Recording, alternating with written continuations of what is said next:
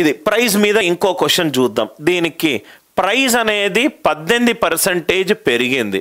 Price equivalent to consumption into right expenditure. నేను 100 రూపాయలు పెట్టి ఒక వస్తువు దగ్గరికి వెళ్ళిన, 20 వస్తువులు కొన్నా, ఒక వస్తువు 5 రూపాయలు, 20 ఆర్టికల్స్ ఇంటూ 5 రూపీస్. ఈ ఈక్వేషన్ అందరికీ అర్థమైంది కదా sir. 100 equivalent to 20 into 5, price equivalent to consumption into expenditure. నా ఇక్కడ చూద్దాం సార్. సార్ ఇది తెలుగు మీడియం వాళ్ళకి అర్థం కాకపోతే 100 రూపాయలు పెట్టి నేను ఒక షాప్కి వెళ్ళాను, 20 వస్తువులను కొన్నాను, ప్రతి వస్తువు 5 రూపాయలు. 20 ఇంటూ 5 ఎంత? 100. 20 ఇంటూ 5 ఎంత? 100.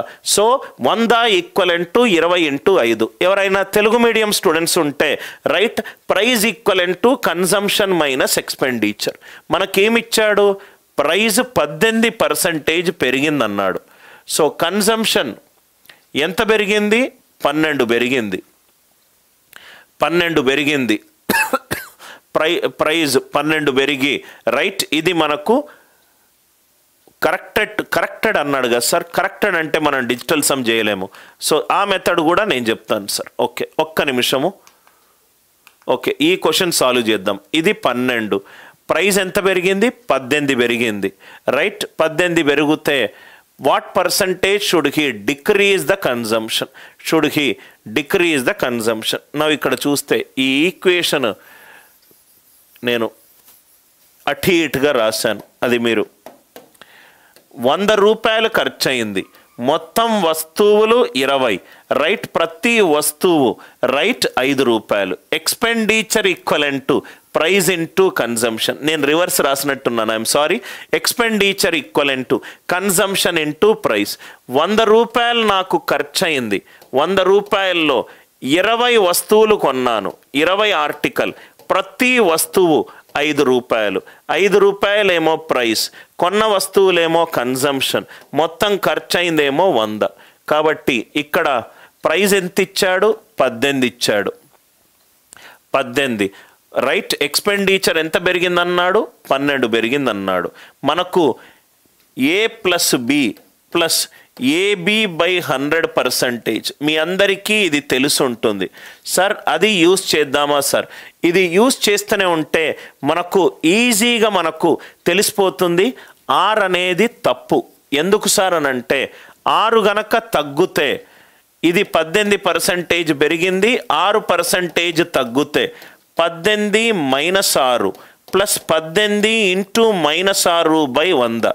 దీని నుంచి దీన్ని తీసేస్తున్నా అంటే 12 కంటే తక్కువ ఉంటుంది answer. Are you all with me? Expenditure ఎంత పెరిగింది? 12 పెరిగింది. అది ఎప్పుడెప్పుడు పెరిగింది? ఇదేమో 18 పెరిగింది. ఇది ఎంత తగ్గితే నాకు 12 దాకా వస్తుంది. 6 తగ్గే ఛాన్స్ లేదు సార్. 18 పెరిగి 6 తగ్గితే 18 minus 6 plus 18 into minus 6 by 100. 12 నుంచి వాల్యూ తీసేస్తే నాకు 12 వచ్చే అవకాశం లేదు. కాబట్టి ఆర్ అనేది తప్పు. అందరికీ అర్థమైంది కదా సార్? చూడంగానే ఆర్ అనేది తప్పు. నెక్స్ట్ 5.6 వేసామనుకోండి, 5.6 ఈ క్వశ్చన్ ఇంత పనికి మాలిన లాజిక్లు మనం టైం వేస్ట్. ఇది కూడా చేయాల్సిన అవసరం లేదు. నవ్వు ఇక్కడ చూడండి సార్, సింగిల్ స్టెప్లో ఆన్సర్ అయిపోతుంది. ఫస్ట్ ఎంత ఇచ్చాడు సార్? ఇది 12 అన్నాడు. I'm I right? ఫస్ట్ ఏమో 18, నెక్స్ట్ ఏమో తగ్గింది.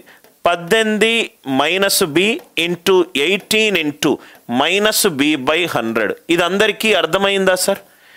ఈ ఈక్వేషన్ అందరికీ అర్థమైందా? ఏదేదో మనం 30-40 సెకండ్లో చేయాలని ప్రయత్నిస్తున్నాము. ఇది యాక్చువల్గా 2-3 సెకండ్లో అయిపోయే ప్రాబ్లం. ఎలా సార్? ఆ లాజిక్ ఏంటంటే 18 digital sum 9, 18 digital sum 9, 12 digital sum ఏమో 3. ఫస్ట్ ఆప్షన్ ఏమో 5.1, 5 ప్లస్ 1 ఎంత? 6, మైనస్ 6 నెగటివ్ రిమైండర్ మైనస్ 6 వస్తే పాజిటివ్ రిమైండర్ ఎంత? 3.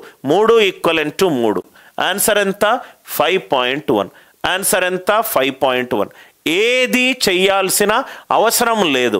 మనము క్వశ్చన్ని సరిగ్గా, అంటే మీతోటి ప్రాబ్లం చెప్పేటప్పుడు క్వశ్చన్ని సరిగ్గా చదివితే మనకు ఆన్సర్ దానంతట అదే వస్తుంది. ఇక్కడ చూడండి సార్, మొత్తము 12% పెరిగింది, ప్రైజ్ ఏమో 18% పెరిగింది.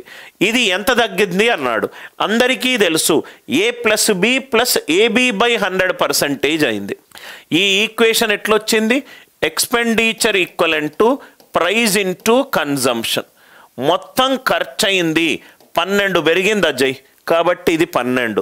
ప్రైజ్ ఏమో 18 పెరిగింది. కన్జంప్షన్ ఎంత తగ్గిందో మనకు తెలియదు. Area equivalent to length into breadth. Length పెరిగింది, బ్రెడ్త్ పెరిగింది. లెంత్కు ఏ వేస్తాము, బ్రెడ్త్కు బి వేస్తాము. A+B+AB/100%.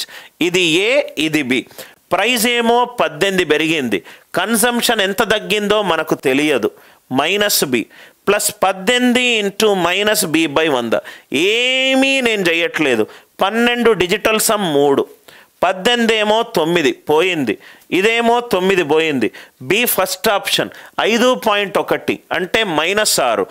మనము డిజిటల్ సమ్ కనుక్కునేటప్పుడు నెగటివ్ వస్తే ఏం చేస్తాము? 9 యాడ్ చేస్తాము. 9 - 6 ఎంత? 3. 3 = 3. డిజిటల్ సమ్ మ్యాచ్ అయింది. అందరికీ అర్థమైందా?